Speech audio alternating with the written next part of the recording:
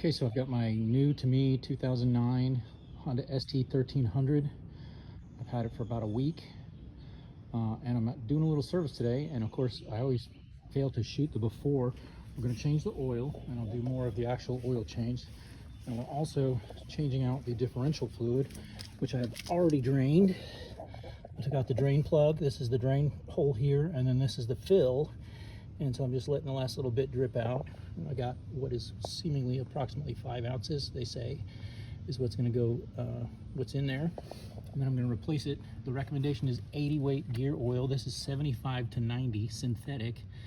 I'm not real familiar with Fram as an oil product, certainly as filters, but I feel okay about it, I guess. And we'll get this in and then move on to changing the oil. And I'll try and document that better than this. Okay, so doing the oil change on the ST1300. I got my oil here, got my drain pan. The plug is swimming in the drain pan somewhere. For draining, they recommend, oh, there's the sight glass for the oil. That's good to know.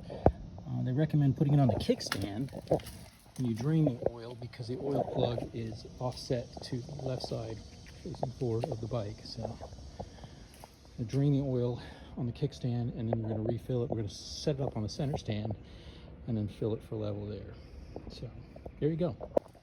Okay, so on this bike, the oil fill is actually hidden under here. This is plastic. You got to pop this little guy off first. So we're going to pierce, I'm just going to press in on this doo-woppy, or do we twist? Is that a twist? Yeah, it's a twist. And then it pops out.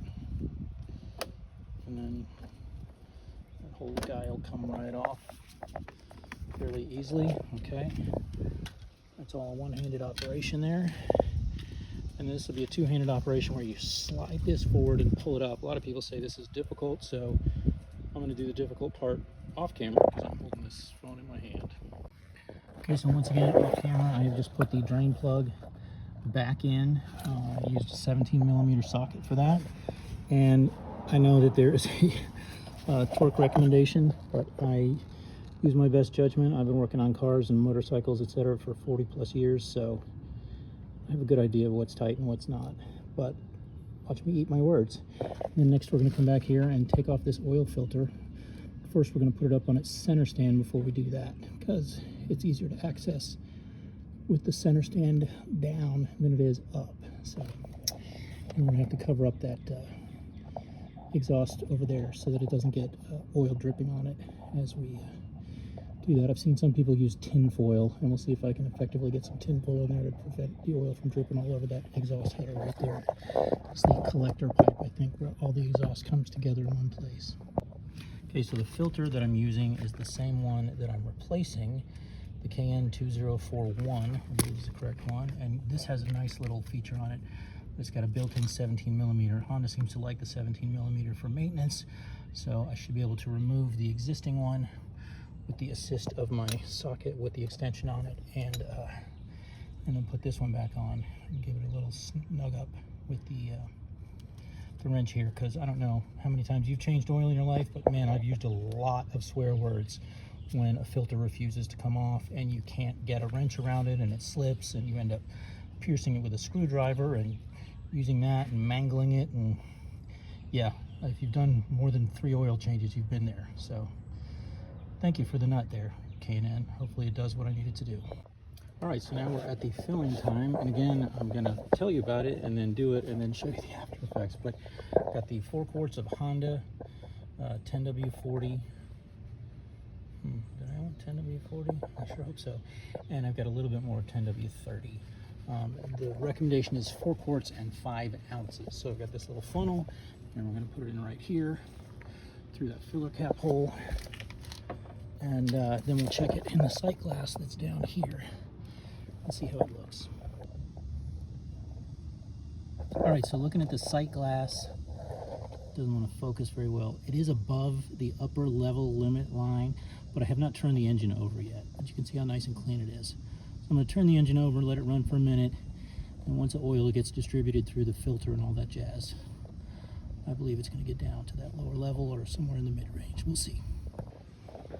All right, so we're in neutral on the center stand. We're ready to fire it up, so let's give it a go and see how that light should go off. Should go off. There it goes. Okay, that's a good sign. Let it run for a minute.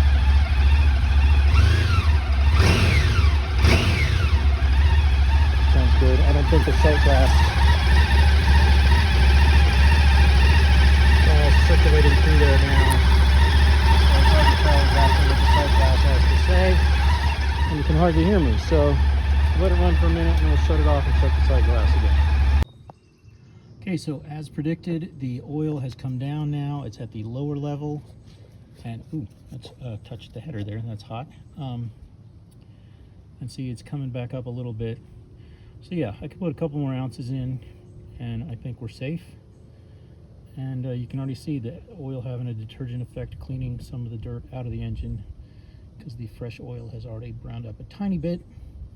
I'm going to run it a short distance, maybe 500 miles, and then change the oil again because it went a long time. It went 5,000 miles, maybe 4 or 5 years without an oil change. So it's always good to change the oil once a year, they say. So we'll do that. Yeah, see, it's still leveling up a little bit more.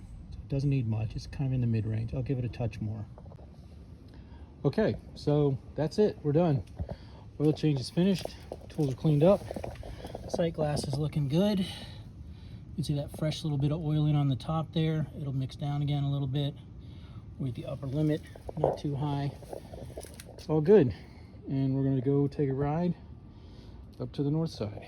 And I'll let you know how things are going. And we'll do some more maintenance updates on a few other things soon. I'm planning on wrapping this thing. Of course, I picked a difficult thing to wrap. It's got a bunch of different surfaces.